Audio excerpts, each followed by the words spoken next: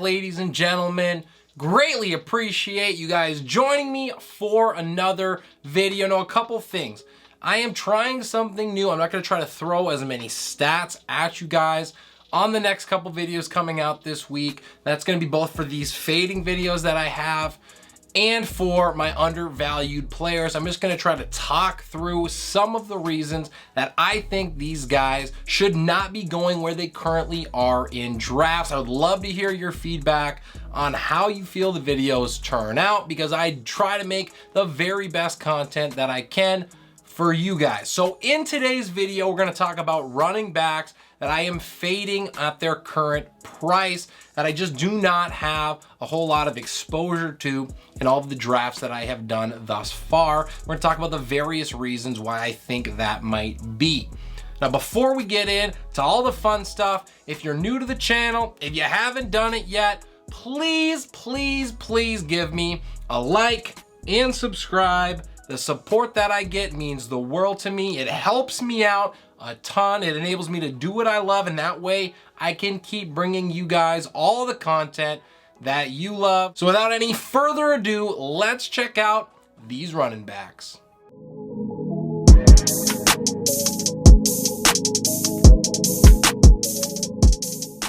Now, the first one on my list is not gonna make me very popular, and I get that, but I have to take some time and talk about him. It's Christian McCaffrey with an ADP of 3 now. He is currently the RB3. I know in a lot of ranking lists, people have him as their RB2. I have seen him as the overall one over Jonathan Taylor, and I just do not get it. Now, the argument is we as a fantasy community are really bad at predicting injuries. And while I think maybe that could be true, sure, I do not have a crystal ball, and I'm not going to be able to tell you when an injury can occur. I also would argue that we're not looking at a crystal ball. We have seen this from CMC over the last 2 years, where he's played a total of 10 games out of a possible 33. So this is history that we have been looking at. And there were already concerns about Run CMC when he came into the league because of his size, because he was a smaller back. And now we're seeing, because he's a smaller back, he is starting to get banged up. And I think that has to tell us something, and we have to take a step back and understand that yes, McCaffrey's ceiling is probably higher than any player in the NFL. That includes Jonathan Taylor when it comes to fantasy, because we have seen that massive production. But I am not going to sit here and pretend like the massive risk is not apparent, is not something that we've already seen. And when I am taking a player in the top 5 overall, maybe it is just me being risk averse, but I want no part in a guy who could give me 5 games or 3 games, as McCaffrey has done.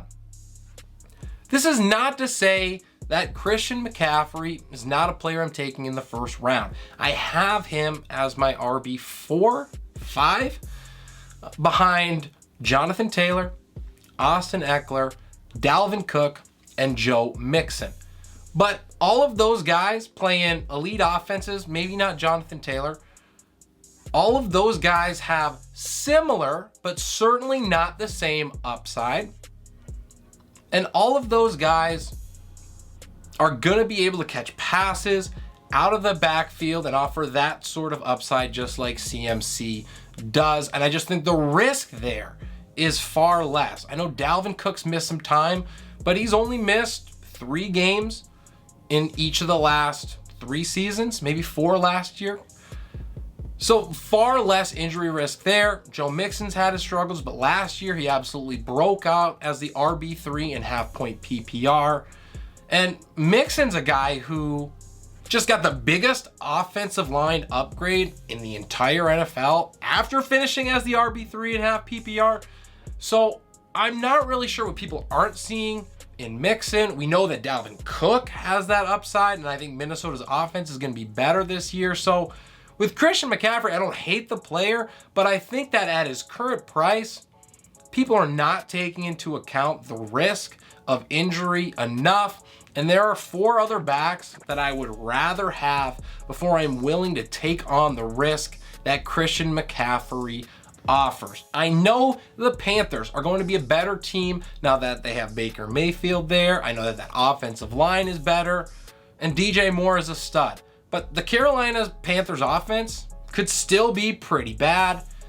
And these are not the type of attributes that I am looking when I'm spending a top 3 pick. In McCaffrey's case, maybe top 5 if he does fall and you're lucky. So I like McCaffrey. I'm just not willing to pay the price that the industry is right now. The next guy that I'm looking at is Ezekiel Elliott. And honestly, guys, this is a layup. I do not understand. Current ADP of 29, RB 15. What have we seen from Zeke over the last couple of years that would lead you to believe that he deserves to be placed in these rankings? If we look at from starting at his rookie year to what is going on right now, every single season he has seen a decrease in his rushing yardage per game. This is a trend that is obvious, and for whatever reason, many of the industry are ignoring it and giving Zeke the benefit of the doubt, which he no longer deserves, in my opinion. Now, I get that Dallas's offense is going to be really good. It is one of the best as far as breeding fantasy football points, one of the best offenses in the league.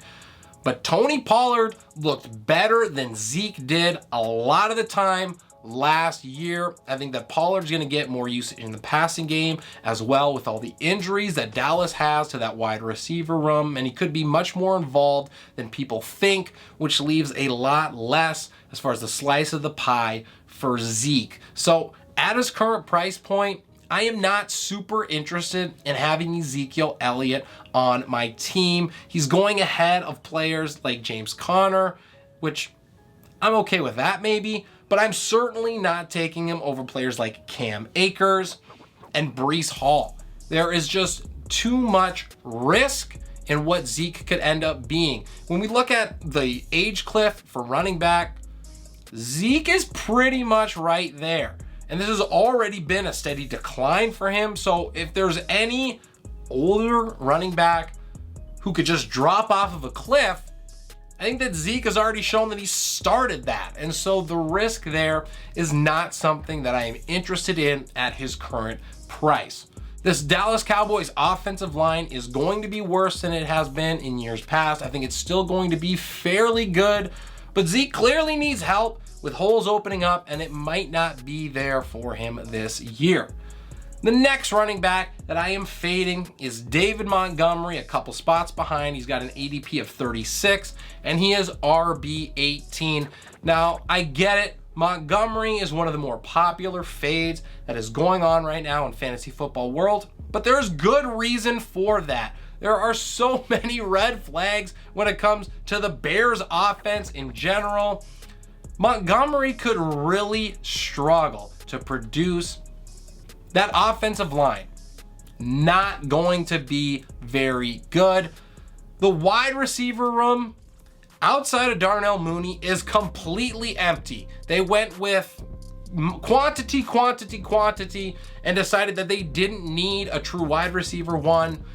Mooney isn't there yet, so there is a very real possibility that the defense really keys in on stopping the running game, and if that happens, Montgomery is going to suffer in both efficiency and overall production. We do know that he catches passes, so that certainly helps him out, but we don't know what's going on with his contract. Khalil Herbert very well likely could be the actual better talent at the running back position. He did just fine when Montgomery was gone last year with those injuries, so we could see Herbert take a bigger slice of the pie. And this is a pie that I'm not super interested in eating because it is the Chicago Bears, who could be one of the bottom 5 teams in the NFL when it comes to overall offense when all is said and done. And I think that just lowers the overall ceiling of what Montgomery gives you. And when you're looking in, the early 4th round for running back, end of the 3rd round with Montgomery's current ADP, I want more upside when I am taking a player at this price point, and I don't think Montgomery offers that. So I do not have much exposure to him at all in most of my drafts, and I do not expect that to change moving forward. Another really popular fade that we are seeing, and for good reason, is Josh Jacobs, currently with an ADP of 46. He's going as RB21. Now, the first thing that we want to talk about with Josh Jacobs is the offensive line for Las Vegas, and it is a dumpster fire, to be kind. There is not a lot going on up front for Vegas that is going to be helping Josh Jacobs out. And Jacobs hasn't exactly been a super efficient rusher ever in his career. He's more a volume dependent back than most. And although his pass catching ability spiked a little bit to end last year, he hasn't exactly caught a ton of passes either, so he doesn't give you a ton of a boost in that vein. The other thing is Amari White has started to break out, a lot of good things coming from him in camp. The Raiders, I know they just cut Kenyon Drake. I think that might say more about Amari White than it actually does Josh Jacobs, so I'm not sure that that helps him out a lot. And while the Raiders are projected to be a great offense this year, we also don't know that. It's more of an assumption than anything that we can truly forecast. So McDaniels has been really good as a coordinator, but we haven't seen him nearly as successful without Tom Brady there. And so we can't exactly just assume, although there is good reason to believe, that the Raiders are going to be an elite offense. And so all of these things put me in a position where I'm not entirely sure I want a lot of Josh Jacobs shares when the fantasy football season starts. He could easily lose the job, or at least work, and we don't know what that backfield is going to be able to produce behind an absolutely atrocious offensive line. So Josh Jacobs is someone I have more or less been avoiding for most of my drafts. One more really popular fade pick we're going to get to is Antonio Gibson, and I absolutely loved him last year, and things didn't quite work out. Now, a lot of that was the shin injury he dealt with, but all signs point to steps backward for Antonio Gibson this season. Obviously, Brian Robinson Jr. coming in already doesn't help. I know he was only a 3rd round pick, but he is getting rave reviews. We've seen Gibson already be benched for fumbling in the preseason. He was put on the punt team. Things are not looking great for Antonio Gibson. They've talked about how they wanted him to take better control of the ball. He has not been able to do that. He has, I think, tied for the most fumbles over the last couple of years with Ezekiel Elliott. And that is something that can very quickly lose you your job. Now, I love the talent with Antonio Gibson, but I also have absolutely no confidence that the Commanders are going to use him as they could or should to maximize his efficiency. We know they brought back J.D. McKissick, and they want him to be the pass catching back. So if he doesn't have the pass game work, which we've already seen, if he, for whatever reason, loses that goal line work to someone like Brian Robinson because he can actually hold on to the football, which seems, I wouldn't say maybe likely, but is certainly a possibility, there is a ton of risk for Antonio Gibson this season. Now, I will say at his current price as RB24, he does have a significant amount of upside at that cost. The problem is there is just so much downside and the red flags that we cannot ignore that I have been looking elsewhere when it gets to, that beginning of the 6th round, end of the 5th round. I think that there are just better options for me there more often than not. If we're looking at players that he is going around, J.K. Dobbins, who I absolutely love, is going one pick after as RB25 with a 63 ADP. Clyde Edwards-Helaire, while he has definitely let us down in the past, that backfield is basically his for the taking with Darrell Williams being out of there. And I think the upside for him is far greater than what we could see from Antonio Gibson, because clearly the Chiefs offense has a lot more going for it than what we see in Washington with Carson Wentz. So Gibson, another player I am avoiding at his current ADP. We're gonna move next to Damien Harris, ADP of 64. RB26, just going a couple picks after Gibson. And I don't think that Harris should be anywhere near this area. He is getting, I think, the benefit because he had 15 touchdowns last year. But that is a very volatile fantasy football stat, and we cannot be sure that he even gets close to double-digit scores this year.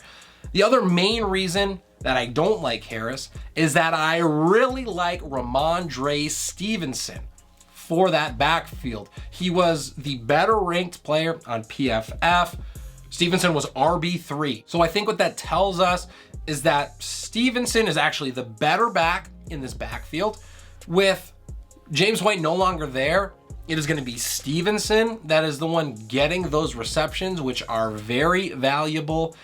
And there isn't a ton of upside that I see from Harris in this offense. He could fall into that role where he gets 10 to 12 touches, but most of them are in the middle of the field, the low value touches, where I think Stevenson is the one that is going to get the goal line work more often than not. I also think he's going to be the pass catcher, and that does not bode well for what Damien Harris can then produce for us in our lineups. Patriots offense is probably also not going to be very good, and they're going to have to rely on the running game, which is great, but their wide receiver room is an absolute shambles. So I think defenses are going to be able to key in a lot more to that backfield, which means that those already low quality touches within the 20s are going to become even less valuable. The last player on my list is Ken Walker III.